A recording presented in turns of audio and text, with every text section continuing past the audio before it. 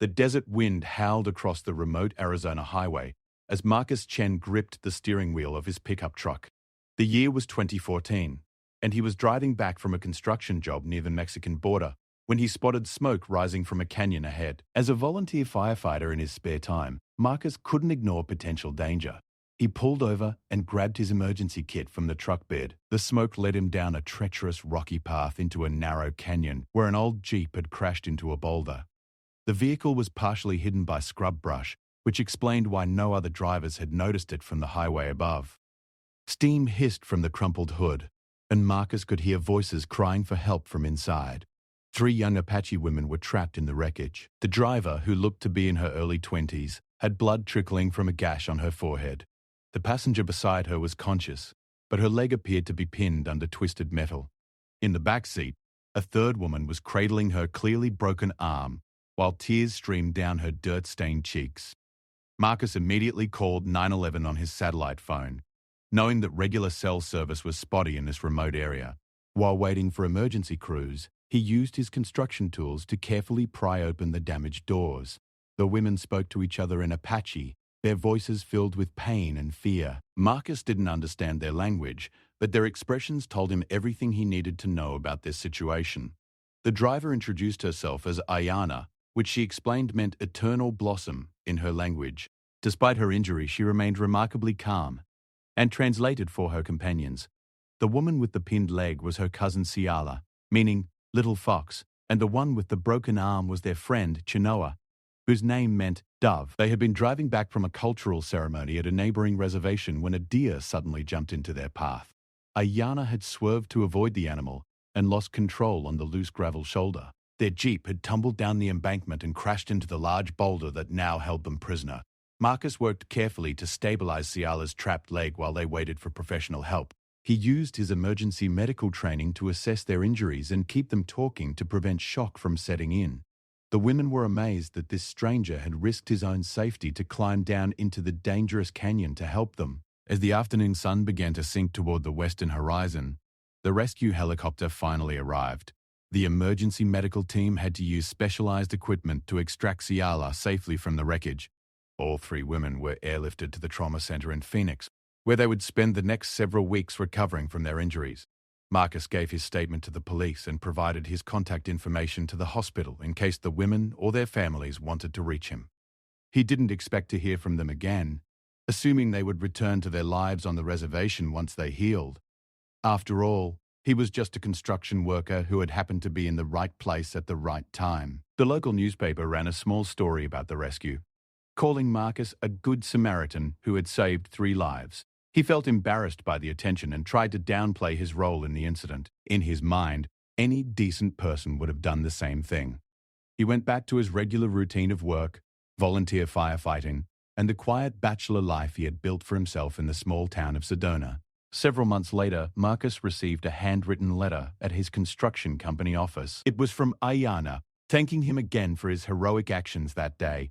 She explained that all 3 women had made full recoveries, though Ciala still walked with a slight limp, and Chinoa had some lingering stiffness in her arm. The letter was written in beautiful cursive handwriting and included a small piece of traditional Apache beadwork as a gift. Marcus was touched by the gesture and wrote back to express his relief that they were all doing well. He mentioned that he had often wondered about their recovery and was grateful to know they were healthy again. This began an unexpected correspondence that would continue sporadically over the following months. Through their letters, Marcus learned more about Apache culture and traditions. Ayana shared stories about life on the reservation, the importance of family connections, and the spiritual beliefs that guided her people. She was studying to become a teacher and hoped to help preserve Apache language and customs for future generations. Marcus found himself looking forward to these letters more than he cared to admit. His own life felt somewhat empty in comparison to the rich cultural heritage and strong family bonds that Ayana described. He had always been something of a loner, preferring the company of his tools and machinery to complicated social situations. As winter approached, the letters became more personal. Ayana began asking about Marcus's background, his family, and his dreams for the future. She seemed genuinely interested in his work as both a construction foreman and volunteer firefighter. Marcus found himself opening up to this woman he had met under such dramatic circumstances but barely knew. The correspondence continued through the holidays, with Marcus sending small gifts like books about Arizona wildlife and Ayana responding with traditional foods and handmade items. Their connection deepened, despite the physical distance and cultural differences between them. Marcus began to realize that the rescue in the canyon had changed his life in ways he was only beginning to understand. Spring arrived in Arizona with a burst of wildflowers across the desert landscape. Marcus had been corresponding with Ayana for nearly 8 months when she invited him to visit the reservation for a traditional celebration. He felt nervous about accepting, knowing that he would be one of the few non-Apache people at the gathering.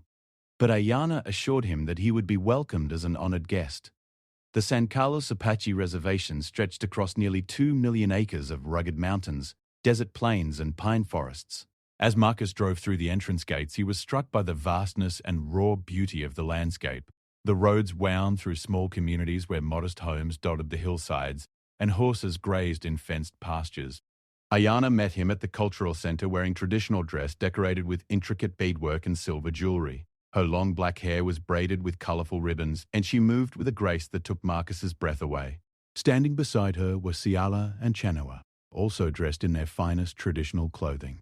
Marcus was amazed to see how completely they had recovered from their injuries. The reunion was emotional for all 4 of them. Ciala embraced Marcus warmly and thanked him again in accented English for saving their lives. Chenoa, who was typically shy around strangers, surprised everyone by giving him a traditional Apache blessing. The 3 women had clearly formed a special bond through their shared trauma and recovery. The celebration that followed was unlike anything Marcus had ever experienced. Hundreds of Apache families gathered to honor their ancestors through traditional dances, songs, and ceremonies that had been passed down through countless generations. The rhythmic drumming echoed off the surrounding mountains, while dancers in elaborate costumes told ancient stories through their movements. Marcus was introduced to tribal elders, who spoke about the importance of courage and self-sacrifice in Apache culture. They explained that his willingness to risk his own safety to help strangers was considered one of the highest virtues in their society. Several elders made speeches acknowledging his actions and formally welcoming him into their community as an honorary friend. During the feast that evening, Marcus sat with Ayana's extended family and learned about the complex relationships and traditions that governed Apache social life. He was surprised to discover that both Ciala and Chenoa were unmarried despite being in their mid-20s. Ayana explained that Apache women were encouraged to pursue education and careers before settling down, and that arranged marriages were no longer common practice.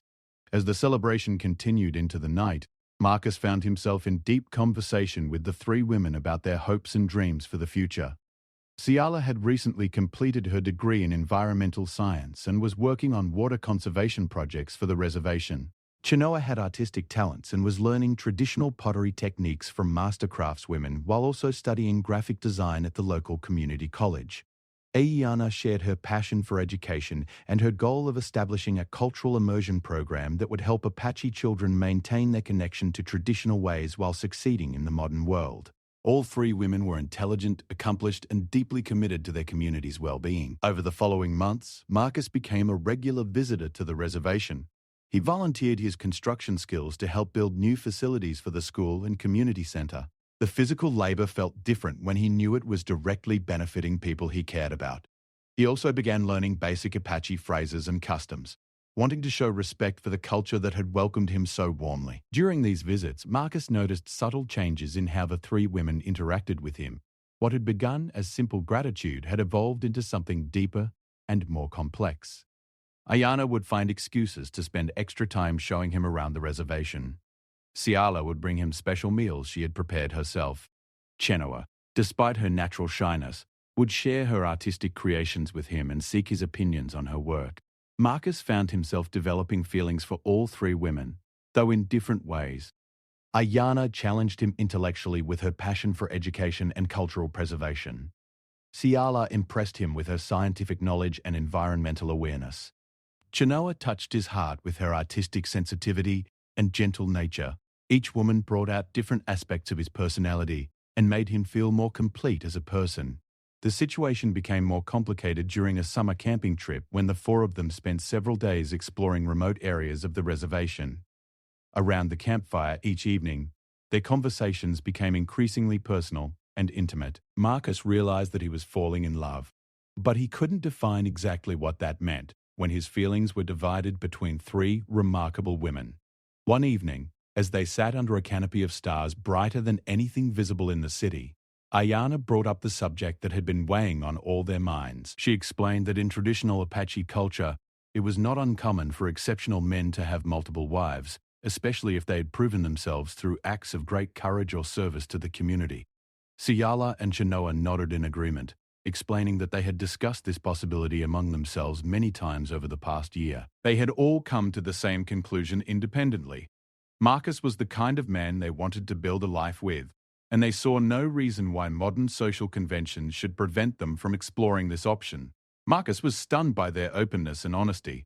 He had never considered such an arrangement, having grown up in a culture that strictly promoted monogamous relationships.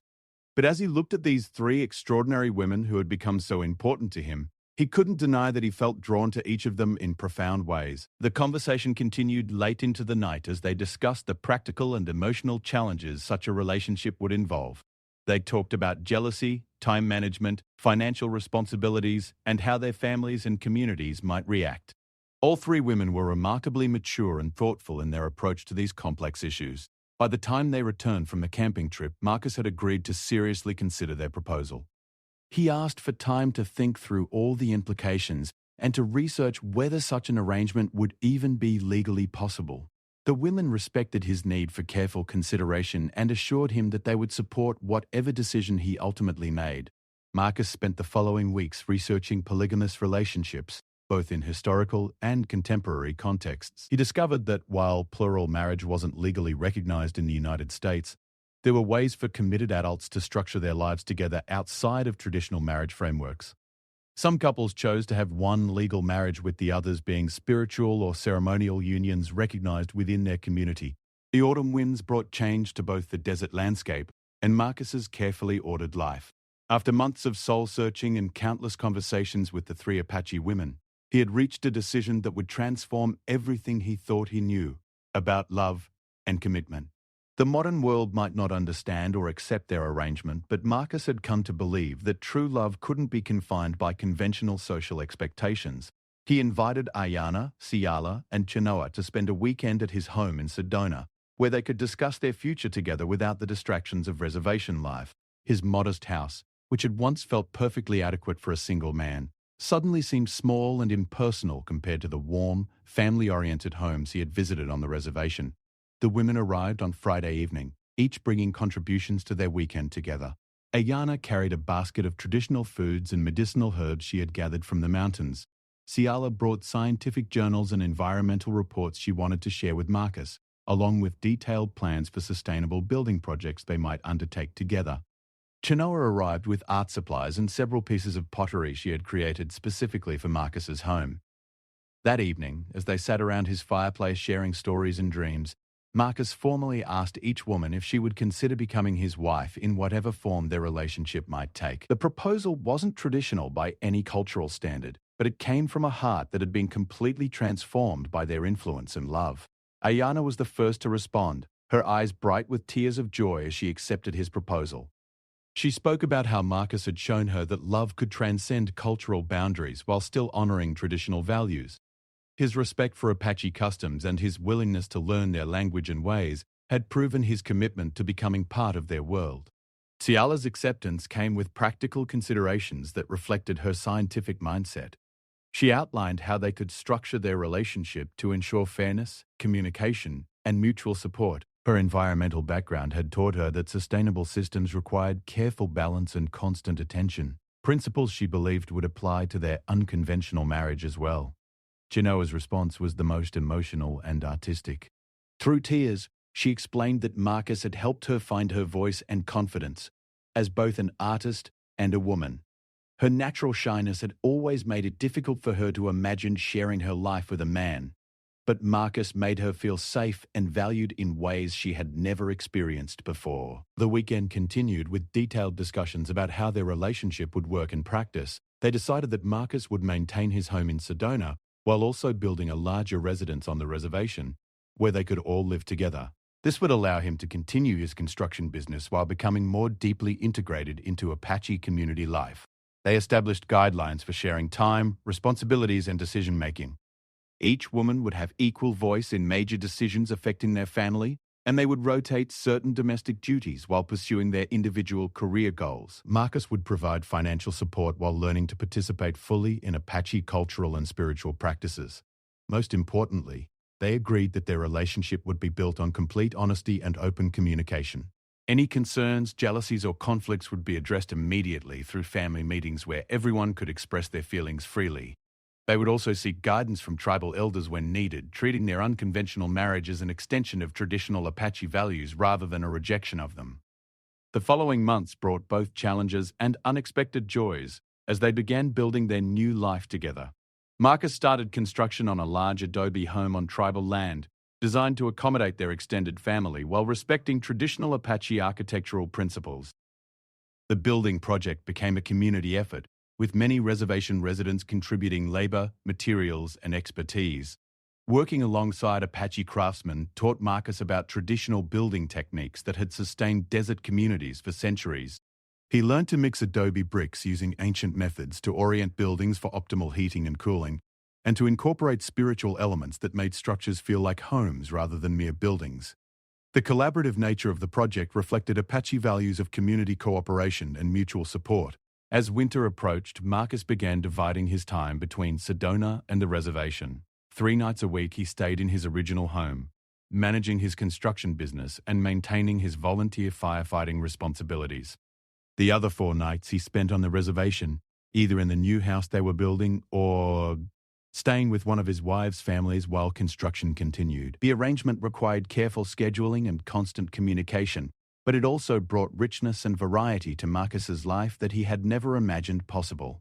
Ayana introduced him to Apache educational philosophy and helped him understand how traditional knowledge could be preserved while embracing beneficial aspects of modern technology. Their evening conversations challenged him intellectually and broadened his perspective on everything from child rearing to environmental stewardship. Ciala shared her scientific expertise and involved Marcus in environmental projects that were transforming life on the reservation. Together they designed solar power systems for remote homes, water conservation methods for drought-resistant agriculture, and waste management programs that reduced the reservation's environmental footprint. Marcus's construction skills proved invaluable in implementing these technological solutions. Shanoa opened Marcus's eyes to the artistic and spiritual dimensions of Apache culture. She taught him traditional crafts including beadwork, pottery, and basketry, while incorporating his suggestions into her contemporary artistic expressions. Under her influence, Marcus discovered hidden creative talents and learned to see beauty in everyday objects and experiences. The 3 women also continued growing closer to each other, their friendship deepening into something resembling sisterhood. They shared domestic responsibilities willingly and supported each other's individual pursuits without jealousy or competition. When one faced challenges or setbacks, the others provided emotional support and practical assistance. Their relationship attracted attention from both Apache and non-Apache communities. Not all of it positive. Some traditional tribal members worried that their arrangement was too influenced by outside ideas and might undermine conventional family structures. Some of Marcus's former friends and colleagues couldn't understand or accept his choices, leading to strained relationships and lost friendships. However, they also received surprising support from unexpected sources. Several tribal elders publicly endorsed their marriage, noting that Apache history included many examples of successful plural marriages among respected leaders. Environmental groups praised their innovative sustainability projects, and educational organizations became interested in their cultural preservation efforts. By spring, their new home was nearing completion. The adobe structure incorporated both traditional Apache design elements and modern conveniences, creating a space that felt both ancient and contemporary. Large windows faced east to capture the rising sun, while covered patios provided outdoor living areas protected from the desert heat. Solar panels and rainwater collection systems made the home largely self-sufficient. Most importantly, the house included separate private spaces for each family member, while emphasizing common areas where they could gather for meals, conversations, and traditional ceremonies. Marcus had learned that successful relationships required both togetherness and individual autonomy, and their home reflected this understanding in its very architecture. The summer heat shimmered across the desert as Marcus and his three Apache wives settled into their completed home and began the complex process of building a truly unified family. The adobe walls kept their living spaces cool while the surrounding landscape bloomed with unexpected life thanks to their innovative water conservation systems. What had begun as an extraordinary rescue a decade earlier had evolved into something even more remarkable. A working example of how love could transcend cultural boundaries while honoring ancient traditions. Their first major test came when Ayana announced that she was pregnant. The news brought tremendous joy, but also practical challenges that forced them to reconsider many aspects of their living arrangements. They had always planned to have children eventually, but facing the reality required new levels of communication and cooperation. Marcus felt overwhelmed by the responsibility of becoming a father while maintaining relationships with three women who each had different ideas about child-rearing. Ayana wanted to raise their children with strong connections to Apache language and culture. Ciala emphasized the importance of environmental education and scientific thinking. Chenoa hoped to nurture artistic creativity and emotional intelligence in their future family.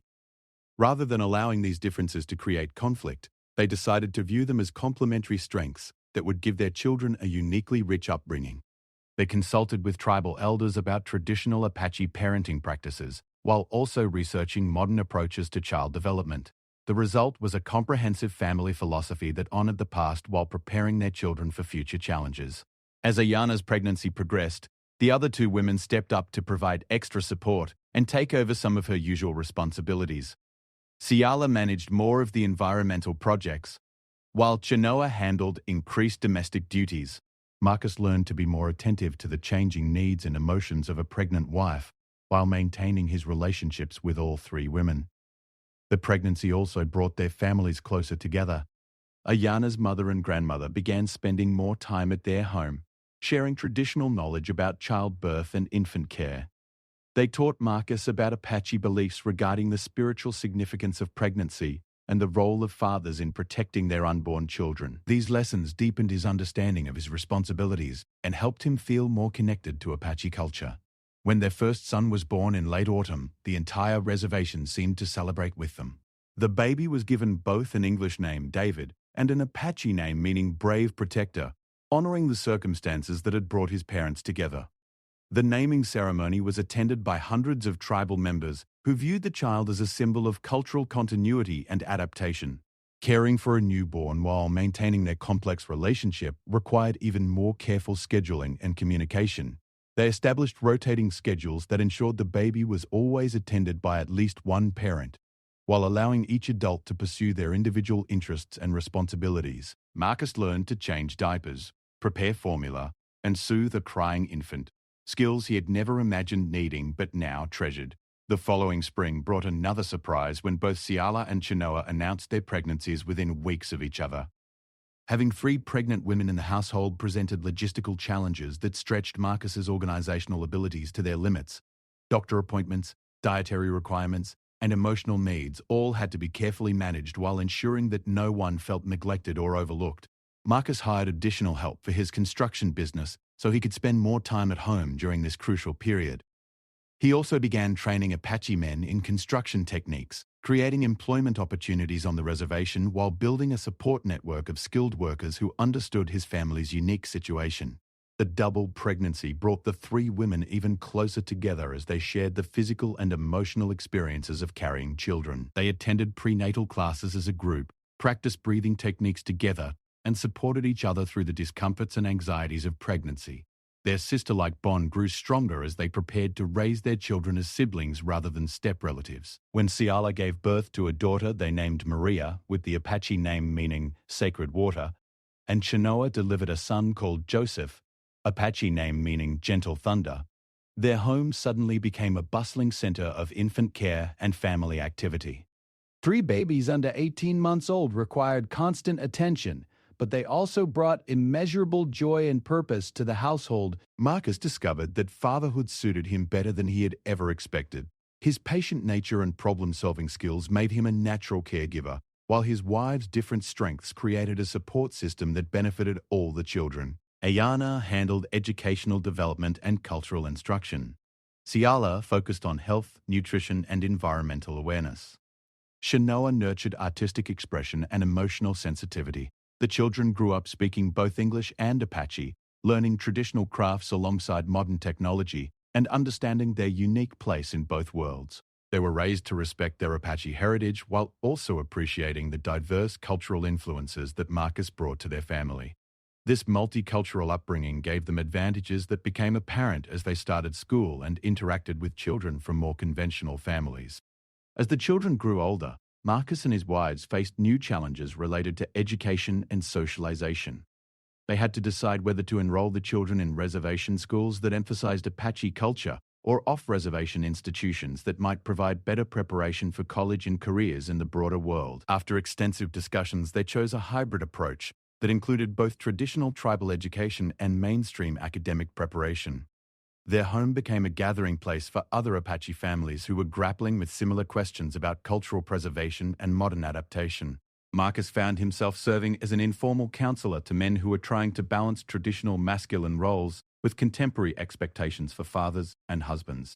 His construction business also evolved to focus more on reservation projects that supported community development. The success of their unconventional family began attracting attention from researchers and journalists interested in alternative relationship models. They were cautious about publicity, wanting to protect their children's privacy while also serving as positive examples for others who might be considering similar arrangements. They agreed to participate in a few carefully selected interviews and documentaries that portrayed their family truthfully and respectfully. One particularly meaningful project was a collaboration with a university anthropology department that was studying how Indigenous communities adapt traditional practices to modern circumstances. Their family became a case study in successful cultural bridging, demonstrating how deeply rooted traditions could be maintained while embracing beneficial innovations.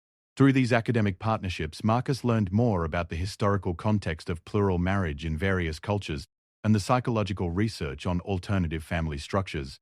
He discovered that their arrangement was more common throughout human history than modern Western culture typically acknowledged, and that contemporary examples existed in many parts of the world. This research helped him respond more confidently to critics who questioned their lifestyle choices. He could point to concrete evidence that their children were developing normally and that their relationship was based on genuine love and mutual respect rather than exploitation or coercion. The academic validation also helped other Apache families who were considering similar arrangements feel more confident about exploring non-traditional options. As their 10th anniversary of knowing each other approached, Marcus reflected on how completely his life had been transformed by that chance encounter in the desert canyon. What had begun as a simple rescue mission had evolved into a rich, complex family life that challenged conventional assumptions about love, marriage, and cultural identity. Their 3 children were growing up happy and well-adjusted, their community respected their choices, and their individual relationships continued growing stronger each year. The desert thunderstorms of late summer brought both renewal and challenges to Marcus's expanding family as they entered their 8th year together. Their 3 children had grown into confident, bilingual youngsters who moved easily between Apache traditions and modern American life. David, now 7, showed his father's practical problem-solving abilities while displaying his mother Ayana's passion for learning. Maria, 6, had inherited Ciala's scientific curiosity and could identify dozens of desert plants and their traditional uses. Joseph, nearly 6, expressed Chenoa's artistic temperament through elaborate drawings and an impressive ability to create stories that captivated audiences of all ages. The success of their family had not gone unnoticed beyond the reservation boundaries. A documentary filmmaker had approached them about creating a feature-length film exploring their unique relationship and its impact on their children and community. After lengthy family discussions, they agreed to participate, seeing it as an opportunity to challenge stereotypes and educate people about Apache culture while demonstrating that love could take many different forms. The filming process brought unexpected stresses to their household. Camera crews followed them through daily routines, captured intimate family moments, and interviewed community members about their opinions on the unusual marriage. While most tribal members supported the family publicly, the presence of outsiders with cameras made some people uncomfortable and led to increased scrutiny of their private lives. Marcus found the constant attention exhausting, but his wives handled it with remarkable grace and dignity. They used the filmmakers' questions as opportunities to explain Apache values, discuss women's roles in tribal society, and share their perspectives on balancing tradition with innovation. Their articulate responses and obvious happiness together gradually won over even skeptical crew members. During filming, an unexpected crisis tested their family's strength when Marcus's construction business faced serious financial difficulties. A major client had defaulted on payments for a large project, leaving Marcus unable to meet payroll or cover material costs for ongoing work. The stress of potential bankruptcy weighed heavily on him, especially with 3 wives and 3 children depending on his income. Rather than allowing him to shoulder the burden alone, his wives immediately stepped in with solutions. Ayana had been saving money from her teaching position and offered to contribute to the business rescue effort. Ciala proposed applying for grants to fund environmental construction projects on the reservation. Chenoa suggested selling her artwork and pottery to generate immediate cash flow. Their unified response to the crisis demonstrated the strength of their partnership and helped Marcus realize how much his perspective on marriage and family had evolved. Instead of feeling diminished by accepting help from his wives, he felt supported and empowered by their willingness to contribute their skills and resources to their shared challenges. The financial difficulties led to a major shift in their business model. Instead of competing for contracts in the broader Arizona construction market, they decided to focus entirely on reservation-based projects that aligned with their environmental and cultural values. This meant lower profits initially, but it also meant work that felt more meaningful and sustainable in the long term. Their new business approach attracted attention from other tribal communities throughout the Southwest. Word spread about their innovative building techniques, solar installations, and water conservation systems. Soon, they were traveling to reservations in New Mexico, Utah, and Colorado to consult on similar projects, bringing their entire family along on these educational and cultural exchange trips. These travels expanded the children's understanding of Native American diversity while strengthening their Apache identity. They learned that many tribes faced similar challenges in balancing traditional ways with modern necessities, and that their families' approach to cultural adaptation was part of a broader movement throughout Indian country. The documentary premiered at several film festivals before being distributed nationally through streaming services. The response was overwhelmingly positive, with reviewers praising the family's honesty, intelligence, and obvious love for each other. The film also sparked important conversations about marriage, family structures, and cultural preservation in modern America. The increased visibility brought both opportunities and challenges. Publishers approached the family about writing books on their experiences. Universities invited them to speak at conferences on anthropology, sociology, and family studies. Television producers wanted to create reality shows following their daily lives. While they appreciated the recognition, Marcus and his wives were careful to protect their children's privacy and maintain boundaries around their personal lives. They accepted speaking engagements that allowed them to educate people about Apache culture and alternative family models, but they declined offers that would exploit their relationship for entertainment purposes. One particularly meaningful opportunity came from the Smithsonian Institution, which invited them to contribute to an exhibit on contemporary Native American life. They worked with museum curators to create displays showing how traditional Apache values could be maintained while adapting to modern circumstances. Their family's story became part of a larger narrative about indigenous resilience and innovation. The exhibit preparation process required them to articulate their values and experiences in ways they had never attempted before. They had to identify which aspects of their relationship were specifically Apache versus which were innovations they had developed to meet their unique circumstances. This analysis helped them understand their own journey better, while providing guidance for other families considering similar arrangements. As their children approached school age, Marcus and his wives faced new decisions about education. The reservation school system was improving but still lacked some resources available in off-reservation districts. However, sending their children away from the community would mean less exposure to Apache language and culture during crucial developmental years. They ultimately chose to enroll the children in the reservation elementary school while supplementing their education with tutoring, online courses, and frequent cultural immersion activities. This hybrid approach allowed the children to maintain strong community connections while ensuring they received a comprehensive education that would prepare them for any future path they might choose. The education decisions also led Marcus to become more involved in reservation politics and community development. He was elected to the school board and began advocating for improved educational resources and teacher training. His construction expertise proved valuable in planning new school facilities, while his wife's professional backgrounds helped design curriculum and support programs. Their family's success had inspired other young Apache people to pursue innovative approaches to career development and family planning. Several unmarried women approached them for advice about balancing traditional expectations with personal ambitions. Young men asked Marcus about taking on greater domestic responsibilities and supporting their wives' career goals. These informal counseling sessions led to more formal community workshops on relationship skills, financial planning, and cultural preservation. Marcus and his wives found themselves serving as mentors for the next generation of Apache families, sharing lessons they had learned about communication, cooperation, and mutual support. Their influence extended beyond personal relationships to broader community development issues. Ciala's environmental projects had begun attracting federal and state funding for reservation infrastructure improvements. Ayana's educational innovations were being adopted by other tribal schools throughout the region. Chenoa's artwork was being featured in galleries and museums, bringing positive attention to Apache artistic traditions. As they approached their 10th anniversary as a family, Marcus reflected on how their unconventional beginning had led to contributions none of them could have imagined when they first met in that desert canyon. Their rescue story had become a foundation for community leadership that was helping other Apache families thrive in the modern world while maintaining their cultural identity.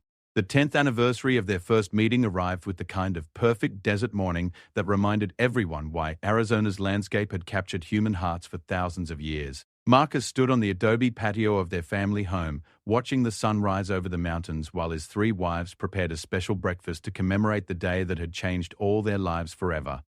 Their children, now ranging from 8 to 10 years old, were helping in the kitchen with the solemn importance that young people bring to family celebrations.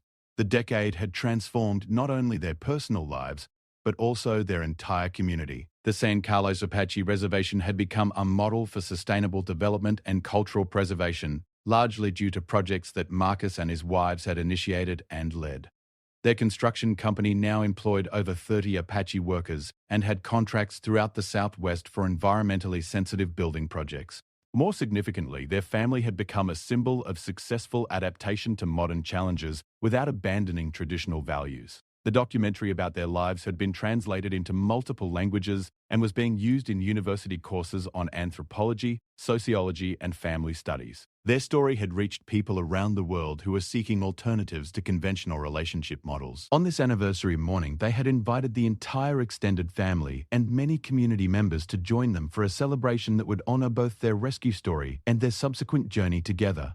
Tribal elders would perform traditional ceremonies. Children would share songs they had learned in the Apache language immersion program that Ayana had helped establish, and community leaders would speak about the positive changes that had occurred over the past decade. But first, Marcus wanted to return to the canyon where their story had begun. He loaded camping gear into his truck while his wives packed traditional foods and ceremony supplies. Their children, who had heard the rescue story countless times but never visited the actual location, were excited to see the place where their parents' lives had intersected so dramatically. The drive to the remote canyon took them through landscape that had changed considerably since 2014. Environmental restoration projects led by Ciala had brought back native vegetation and wildlife that had been absent for decades. Solar installations powered remote homes and facilities. Water conservation systems supported small farms and gardens that provided fresh food for reservation families. When they reached the canyon, Marcus was amazed by how much smaller and less threatening it appeared than in his memories. The boulder that had stopped the women's jeep was now partially covered with desert flowers that bloomed each spring thanks to improved watershed management. The treacherous path he had scrambled down in his rescue attempt had been stabilized and marked with memorial plaques honoring his actions. The family spent the morning exploring the canyon, while Ayana, Ciala, and Chenoa shared their memories of the accident and rescue with their children. They explained how frightened they had been, how grateful they felt when Marcus appeared, and how his kindness and courage had inspired them to rebuild their lives in ways that honored his sacrifice. David asked thoughtful questions about the rescue techniques his father had used, already showing interest in emergency response and helping others. Maria collected plant samples and talked about how the canyon's ecosystem had recovered from years of overgrazing and erosion. Joseph sketched the rock formations and asked his mothers to tell him more stories about Apache people's historical connection to this particular landscape. As afternoon approached, they returned to the reservation for the anniversary celebration. Hundreds of people had gathered at the community center, including tribal officials, business partners, family friends, and representatives from other Native American communities who had implemented similar sustainable development projects. The The ceremony began with traditional Apache prayers and songs, led by elders who had known all three women since childhood. They spoke about the importance of courage, both in facing physical dangers and in making life choices that challenged conventional expectations. They praised Marcus for his initial rescue, but also for his ongoing commitment to learning Apache ways and contributing to community welfare. Ayana addressed the gathering first, speaking in fluent Apache before translating her remarks into English for non-tribal guests. She talked about how the rescue had taught her that love could cross all boundaries of culture, race, and tradition when people approached each other with respect and genuine caring. She credited Marcus with helping her become a better teacher and a stronger advocate for Apache educational needs. Ciala followed with a presentation about their environmental projects and their impact on reservation life. She displayed charts showing improvements in air quality, water conservation, renewable energy usage, and sustainable agriculture. She explained how Marcus's construction expertise had made it possible to implement scientific solutions that respected traditional ecological knowledge while meeting modern needs. Shinoa's contribution was an artistic presentation that included traditional pottery, contemporary paintings, and collaborative pieces she had created with Marcus over the years. She spoke about how their relationship had given her confidence to share Apache artistic traditions with wider audiences while developing her own creative voice. Her work was now displayed in museums and galleries throughout the country, bringing positive attention to Apache culture. Marcus spoke last, addressing his remarks primarily to the young people in the audience. He talked about how the rescue had been the easy part compared to the years of learning, growing, and adapting that had followed.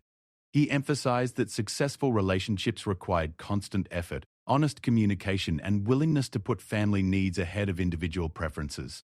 He also spoke about the importance of cultural bridge building in an increasingly diverse society. His experience as an outsider who had been welcomed into Apache community life had taught him that different traditions could strengthen each other rather than competing for dominance. He encouraged young people to remain open to relationships and opportunities that might challenge their assumptions while honoring their core values. The celebration continued with traditional dancing, storytelling, and feasting that lasted well into the evening. Children performed songs and dances they had learned in school, demonstrating the success of cultural preservation efforts. Local musicians blended traditional Apache music with contemporary influences, creating new forms of artistic expression that honored the past while speaking to current experiences. As the formal program concluded, smaller groups gathered around fires to continue conversations and share personal stories. Marcus found himself surrounded by young Apache men who wanted advice about relationships, career choices, and balancing tradition with innovation. His wives were similarly engaged with women who were considering non-traditional life paths. Their 3 children moved easily among the different groups, translating between languages when needed, and serving as bridges between generations. They had inherited their parents' ability to connect with diverse people while maintaining strong roots in Apache culture. Their confidence and social skills suggested they would become leaders in their own right as they matured. Late that night, after the last guests had departed and their children were asleep, Marcus and his 3 wives sat together on their patio reflecting on the journey that had brought them to this point. They talked about challenges they had overcome, dreams they had achieved, and goals they still hoped to accomplish in the years ahead. Ayana announced that she had been offered a position as superintendent of schools for the reservation, which would allow her to implement educational reforms on a much larger scale. Ciala shared news that their environmental consulting firm had been invited to work with tribal communities throughout North America, expanding their impact far beyond Arizona. Chenoa revealed that a major museum wanted to feature her work in a solo exhibition that would tour internationally. Marcus expressed his pride in his wife's accomplishments while sharing his own plans to establish a construction training program that would prepare young Apache people for careers in sustainable building and renewable energy installation. He also wanted to write a book about their experiences that could serve as a guide for other families considering alternative relationship models. As they prepared for bed, the 4 adults acknowledged that their story was far from over. Their children would face their own challenges and opportunities as they grew up in a rapidly changing world. New tests would challenge their family's strength and adaptability, but they felt confident that the foundation they had built together would support whatever the future might bring. The rescue in the desert canyon had been the beginning of their story, not its conclusion. 10 years later, they had created something much more significant than a single act of heroism. They had built a life together that honored both individual dreams and shared values, proving that love could indeed take many forms while contributing to the greater good of their community and culture. Their children fell asleep that night listening to the desert wind and the distant sound of their parents' voices, secure in the knowledge that they were part of something special and meaningful. The rescue story that had brought their family together would continue inspiring others to look beyond conventional boundaries and create their own paths toward happiness and fulfillment. The desert morning of their anniversary had marked not just the past decade, but the beginning of whatever adventures lay ahead for their unconventional but deeply loving family.